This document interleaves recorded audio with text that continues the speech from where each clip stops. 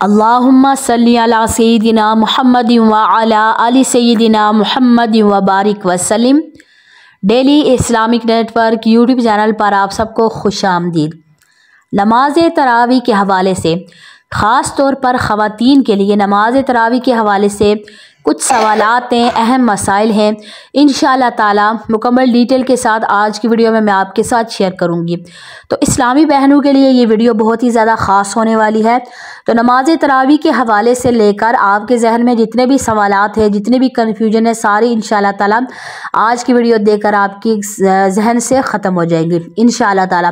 तो नमाज तरावी का मुकम्मल प्रैक्टिकल तरीका इंशाअल्लाह ताला बहुत जल्द मैं वीडियो अपलोड करूंगी, तो आप वो भी इंशाअल्लाह ताला देख सकती हैं। और ऑलरेडी भी 2 वीडियो पड़ी हुई हैं जो तरीका है नमाज तरावी का, तो उससे आप इंशाअल्लाह ताला बहुत सारी आपको मालूमात मिल जाएगी। तो सबसे पहला सवाल है कि क्या नमाज तरावी जिस तरह मर्द हजरात पढ़ते हैं क्या औरतों के लिए भी पढ़ना ज़रूरी है? बिल्कुल, औरतों के लिए भी ज़रूरी है। जिस तरह मर्द हजरात मसाजिद में जाकर नमाज तरावी अदा करते हैं, तो इसी तरह औरतों पर भी वाजिब है, लाजमी है कि वो क्या करें, अपने घर में नमाज तरावी अदा करें। सुन्नत मौक़िदा फ़र्ज़ और वाजिब के बाद जो सबसे ज़्यादा फजीलत है वो सुन्नत मौक़िदा को है। तो इसलिए सुन्नत मौक़िदा को बग़ैर किसी वजह के सिर्फ मस्तियों में या जानबूझकर छोड़ते रहना, लगातार छोड़ते रहना, तो उलमाए किराम ने इस चीज़ को शरीयत में ऐसे इंसान को सख्त नापसंदीदा करार दिया गया है। तो जो तरावी है नबी करीम सल्लल्लाहु अलैहि वसल्लम ने अदा फरमाई, लगातार अगर नबी पाक सल्लल्लाहु अलैहि वसल्लम अदा फरमा दे तो हमारे ऊपर ये नमाज फ़र्ज़ हो जाती।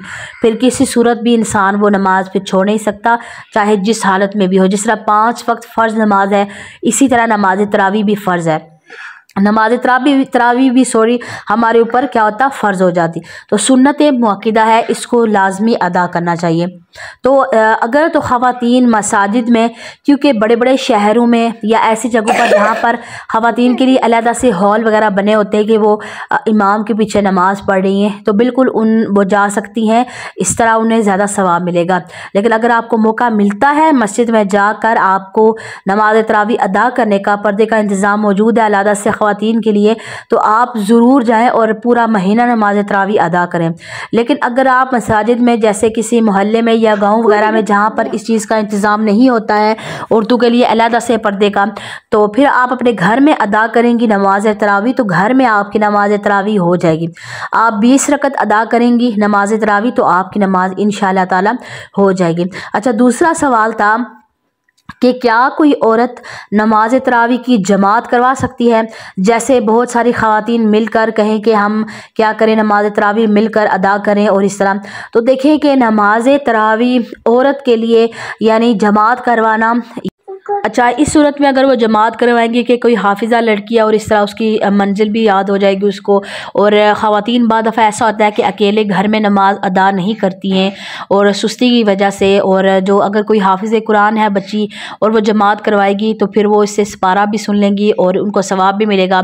तो ऐसी सूरत में उलमाए किराम ने इजाज़त दी है कि औरतें इस तरह नमाज तरावी, अब जैसे मदारिस वगैरह में वहाँ पर एक रूटीन भी बन जाती है बच्चियों की, तो एक नज़्म व ज़ब्त कायम हो जाता है। तो इस सूरत में फिर उनकी नमाज हो जाएगी, क्योंकि नमाज तरावी जो है वो सुन्नत मौक़िदा है। लेकिन बेहतर है कि मर्द इमाम के पीछे नमाज पढ़ी जाए। लेकिन अगर औरत करवाएगी जमात, इस सूरत में कि उनका कुरान पाक सुनेगी और फिर जमा होकर एक यानी इंसान की एक रूटीन बन जाती है। जिस तरह मस्जिद में लोग जाते हैं और नमाज़ पढ़ते हैं, और घर में ये खौफ होता है कि सुस्ती की वजह से कभी अदा की, एक दिन अदा की, दूसरे दिन अदा नहीं की, तो फिर इससे बेहतर है कि औरतें अगर मिलकर किसी आलिमा लड़की के पीछे या किसी हाफिज़ा लड़की के पीछे जमात के साथ नमाज़ पढ़ेंगी, तो फिर ये ज़्यादा बेहतर है, उनकी नमाज हो जाएगी। ऐसा नहीं है कि उनकी नमाज नहीं होगी, लेकिन ये है कि वो फिर औरत आगे नहीं खड़ी होगी जिस तरह इमाम साहब आगे खड़े होते, बल्कि वो औरत क्या होगा कि उन औरतों के दरमियान में ही खड़ी होकर जमात करवाएगी, आगे नहीं खड़ी होगी, क्योंकि औरत के लिए पर्दे का पहलू होता है।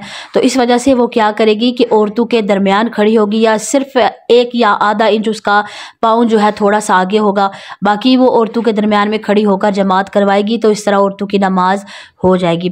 लेकिन अगर घर में अदा करें तो औरतों के लिए ये भी बेहतर है कि घर में नमाज अदा करें तो उनकी नमाज बेहतर है। लेकिन वही पहले वाली बात के, क्योंकि ऐसा होता है कि ख़वातीन सारी अक्सर सुस्ती की वजह से अदा नहीं, लेकिन एक जगह जब उन्हें पता चल जाता है कि हमने रोज़ाना की बुनियाद पर जाना है तो एक नज़्म व ज़ब्त बन जाता है और एक आदत बन जाती है और फिर वो रोज़ाना की बुनियाद पर जाती हैं। तो इस तरह फिर करना मेरे ख्याल से बहुत अच्छा है, ताकि ख़वातीन सारी जमा होकर किसी अगर मस्जिद मौजूद है आपके पास तो ठीक है, नहीं तो आप किसी घर में इस तरह नमाज अदा करें ख़वातीन के लिए, तो ये बहुत बेस्ट है। इस तरह फिर बहुत सारी ख़वातीन इस तरह नमाज अदा कर लेंगी।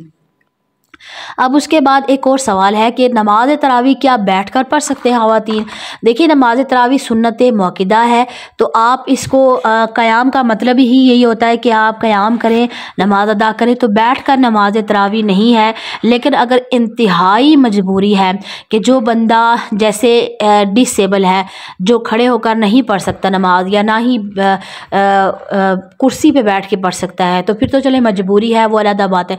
लेकिन इस वजह से बैठकर पढ़ना कि थकावट हो चुकी है, ज़रा सा टांगों में दर्द है, ज़रा सा घुटनों में दर्द है, तो या ज़रा सा कमर में दर्द है थोड़ा सा, और थकावट की वजह से नहीं जी ये फ़र्ज़ तो नहीं है मैं बैठकर पढ़ लूँ, तो नहीं, ऐसा नहीं है।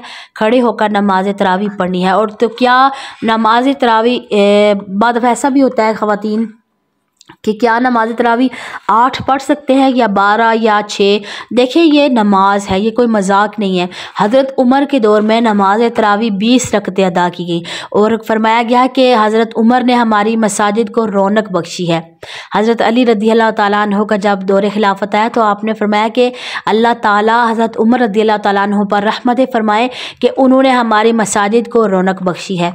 तो हज़रत उमर के दौर में 20 तरावी का मस्जिद में जमात के साथ आगाज़ हुआ और उस वक्त से लेकर आज तक अल्हम्दुलिल्लाह माशाअल्लाह लोग जमात के साथ मसाजिद में नमाज तरावी अदा करते हैं। और क़याम, क्योंकि जो नबी पाक सल्लल्लाहु अलैहि वसल्लम ने रमज़ान के लिए ख़ास ये फरमाया कि दिन में सयाम और रात में क़याम, तो तरावी सबसे बेस्ट तरीका है क़याम करने का। तो रात में क़याम करते हैं लोग, तो इसका बहुत ज़्यादा अजर व सवाब है। अब एक और सवाल आ जाता है, क्या मर्द हजरात की घर में नमाज तरावी हो जाती है? तो मर्द हजरात की घर में तरावी हो जाती है, लेकिन पास मस्जिद हो तो मस्जिद में नमाज अदा की जाए।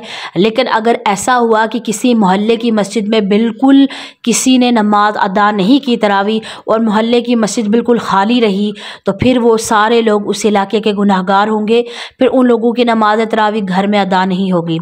लेकिन अगर नमाज तरावी मस्जिद में हो रही है, जमात प्रॉपर्ली हो रही है और लोग आ रहे हैं, और अगर किसी ने अपने घर में नमाज तरावी अदा कर ली तो तब उसकी नमाज हो जाएगी। लेकिन अगर मस्जिद खाली रही, मस्जिद में लोग ना आए, ना नमाज अदा की, तो फिर नहीं होगा।